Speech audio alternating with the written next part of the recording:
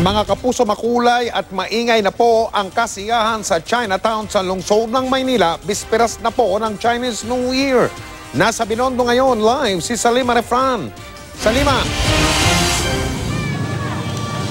Mike, damang-dama na nga ang pagkasabik ng ating mga kapuso dito sa Binondo sa Maynila sa pagsalubong nga sa Year of the Fire Rooster. Chinoy man o hindi, lahat hangad ang pag-asa at swerteng dala ng Chinese New Year.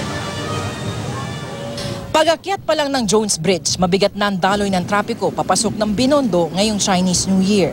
Mapa Chinoy o Pilipino, dagsa sa pinakamatandang Chinatown sa buong mundo para ipagdiwang ang pagpasok ng Year of the Fire Rooster.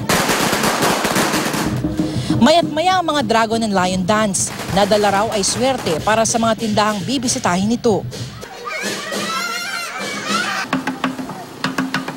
Agaw pansin naman ang kakaibang Lion and Dragon Dance ng mga batang kaling ito.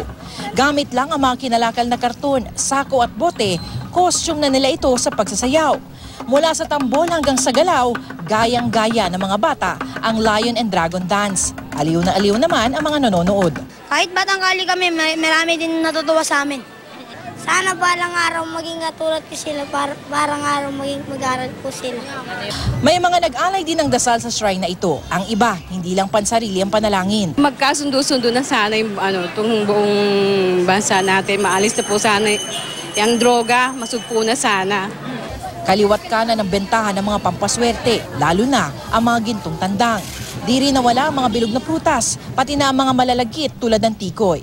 Ang Binondo Police pinakausapan ng umalis ang mga nagtitinda sa bangketa para di na raw makasagabal pa sa daloy ng trapiko. Zero obstruction po, parang lumoging ano. Zero obstruction na? Tinatanggalan. So ano pong ginagawa niyo po ngayon?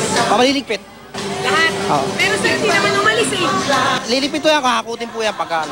Ang mga nagtitinda, imbis na umalis, pumwesto na lang sa kabilang gilid ng Ongpin Street. Mike, dito naman sa Plaza Binondo, inaantabayanan na yung New Year's countdown na pangungunahan ni Mayor Joseph Estrada at ni Chinese Ambassador to the Philippines, Zhao Jianhua. At mula nga dito sa Binondo, binabati natin ang lahat ng ating mga kapusong Chinoy na Kung Hei Fa Choi. Mike? Hey, hahabol kami dyan. Maraming salamat. Salima Refran.